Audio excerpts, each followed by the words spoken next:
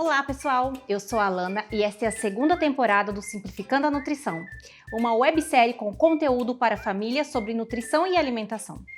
Na primeira infância, é importante ficarmos atentos aos alimentos que não estão na alimentação do seu filho, uma vez que diversos nutrientes contribuem para o desenvolvimento cerebral adequado. E hoje eu convido a doutora Marcela. Seja bem-vinda, doutora Marcela. Obrigada. Sabemos que na primeira infância está havendo um rápido crescimento dessa criança e o desenvolvimento cerebral está a todo vapor. Poderia comentar um pouquinho mais sobre isso? Nessa primeira infância, o cérebro está ali formando muitas novas sinapses, que são as conexões entre os neurônios. Para você ter noção, o cérebro aos 4 anos de idade está 4 vezes mais pesado. Tamanho é o número de sinapses que a gente forma nessa primeira infância aí. E essas sinapses, essas conexões nervosas, elas também precisam de uma capinha de gordura, que é a mielinização. O processo de mielinização, que também faz parte do desenvolvimento cerebral, ele é como você transformar uma estrada de terra, uma pista aí numa avenida de alta tecnologia, para a gente conseguir que esse impulso nervoso chegue mais rápido. E por conta disso, as crianças estão aprendendo muitas novas habilidades, mais sinapses, mais conexões, mais habilidades. Esse processo de mielinização vai fazer com que as crianças aprendam essas novas habilidades. E ele começa da cabeça e ele vai indo para os pés. É por isso que primeiro o bebezinho segura o pescoço e só depois a gente vai aprender a andar. E é nessa fase tão importante que a gente está aprendendo as habilidades. Então, a gente precisa de muito treino para que a gente consiga aprender essas habilidades. O cérebro está apto para aprender, neste momento, essas habilidades.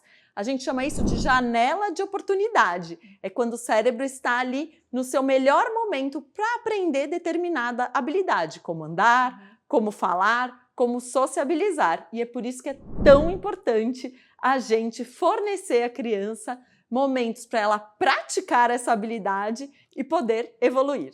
Ah, muito bom, doutora Marcela. E como saber se esse desenvolvimento cerebral está adequado? Bom, isso vai depender um pouquinho da idade das crianças. Então vamos pensar numa criança de 1 ano. Quando a gente está falando da parte física, uma criança de 1 ano está começando a andar. Ela vai começar na linguagem a falar um mamãe, um papai. Da parte social, o que vai ter? A gente vai ter uma criança que ainda não sabe brincar com outra criança, que vai estranhar muito pessoas que ela não está habituada, mas que vai ter preferência pela mãe, que vai estar começando a brincar com seus brinquedos. Com 2 anos de idade, a criança já vai estar falando, na parte de linguagem, 50 a 100 palavras. Já evoluímos muito na parte da linguagem. Sim. Processo motor também. A criança vai estar correndo, vai estar pulando, vai estar muito melhor a questão da motricidade. E a parte social, a criança já vai estar fazendo o que a gente chama de brincadeiras em paralelo. Então você dá uma atividade para várias crianças, todas estão brincando da mesma coisa, mas cada uma com ela mesma, mas já num processo de melhorar essa questão social. Sim. Quando a gente fala de 3 anos de idade, a gente está pensando no processo físico. É uma criança que já pode estar usando o banheiro sozinho, que já está subindo escada. Quando a gente fala da linguagem, compreende qual é o seu nome, que idade tem, já está compreendendo ordens mais simples. Então já evoluímos também e falando frases mais complexas. E quando a gente está falando da habilidade social, são crianças que já estão começando a brincar com outras crianças e tudo isso mostra que o desenvolvimento cerebral vai muito bem. Mas atenção, se algum desses sinais estiver presente, é importantíssimo contatar o seu pediatra, que é a melhor pessoa num primeiro momento, para ver se isso realmente está precisando de uma atenção maior ou não. Então, existem os sinais de alarme. Então, uma criança de 1 ano e meio que ainda não anda, uma criança de 2 anos que não está falando nenhuma palavra, uma criança que não vai no colo de absolutamente ninguém, até 3 aninhos não vai, estranha muito, não tem um contato visual, tem uma questão motora que eu falo, nossa, quando eu estou comparando, a gente não deve comparar, mas todo pai e mãe compara. Mas comparando com outras crianças da mesma idade, tem alguma coisa que me chame a atenção.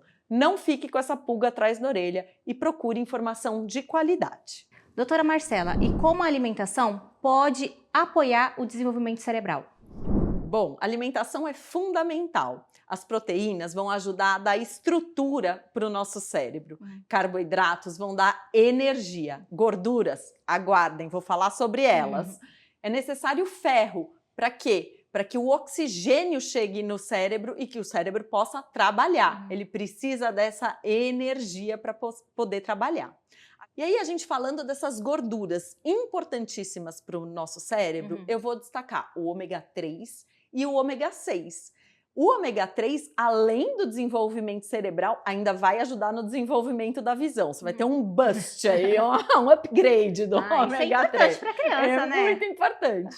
Então, o prato, eu sempre falo, precisa ser colorido. Mas quais são os alimentos que são ricos em ômega 3 e ômega 6?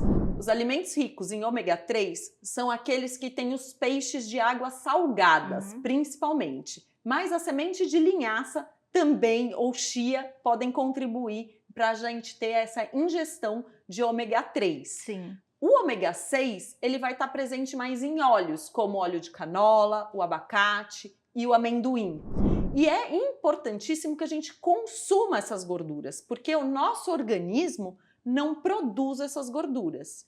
E pasmem, tem um estudo mostrando que as mulheres brasileiras são as que menos consomem ômega 3. E isso pode ser muito prejudicial para o bebê, porque na gestação já é um processo muito importante, onde o bebê está desenvolvendo o seu cérebro através da alimentação materna. Então, a alimentação das crianças importa muito, vai fazer toda a diferença. Mas a gente tem que começar a pensar na alimentação sempre. Isso mesmo. E os alimentos fortificados com ômega 3 e 6 também são uma boa estratégia? São uma estratégia, porque o importante é a gente consumir essas gorduras. Sejam elas porque elas foram colocadas lá para que a gente consiga consumir, sejam elas que eu estou consumindo. O importante é eu ter consciência de que eu estou consumindo essas boas gorduras que vão ajudar lá no meu processo da minha mielinização, do meu cérebro ficar mais poderoso para que a gente tenha um desenvolvimento ótimo. Ah, muito bem, doutora Marcela.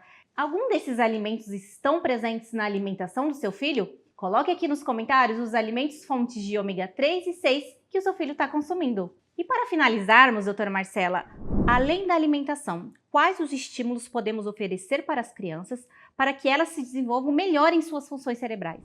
Bom, a alimentação é um pilar fundamental. Segundo é o sono. Crianças precisam dormir bem.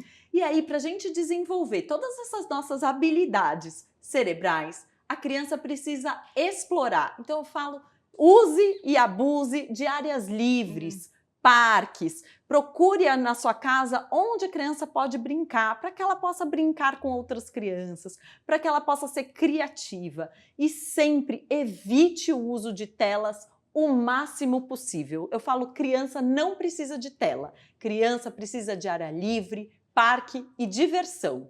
Outra coisa muito importante é a linguagem. E para a gente estimular a linguagem da melhor maneira possível, a gente precisa falar com a criança, conversar, fazer uma pergunta e esperar que ela tenha tempo de te responder. Falar as palavras sempre de forma correta. A gente não aprende a falar sem antes ouvir. E é importante ouvir da forma correta. E aí a leitura é um excelente meio para que a gente promova uma linguagem ótima. E por último, crianças precisam de rotinas, limites, lógico, colocado sempre com muito amor e respeito. Eu falo respeito à situação e respeito a gente. Não é fácil ter esse balanço e esse limite. Mas quando a gente coloca essas rotinas, esses limites, as crianças se desenvolvem da melhor forma possível, formando uma autoestima saudável, né? Sem aqueles traumas que a gente tanto quer evitar nas crianças. Então, é importantíssimo a que a gente promova uma alimentação saudável, um sono adequado e oportunidades para a criança treinar as suas habilidades e se desenvolver cada vez melhor. Obrigada, doutora Marcela. Compartilhe essa dica com outros papais e mamães que precisam saber e marque consultas regulares para o seu filho. Não é mesmo, doutora Marcela? Importantíssimo esse acompanhamento para a gente saber se a cabecinha das nossas crianças está a pleno vapor. Muito bem. Estamos chegando ao fim de mais uma temporada da websérie Simplificando a Nutrição. Para todos vocês que nos acompanharam, muito obrigada, um forte abraço e até a próxima!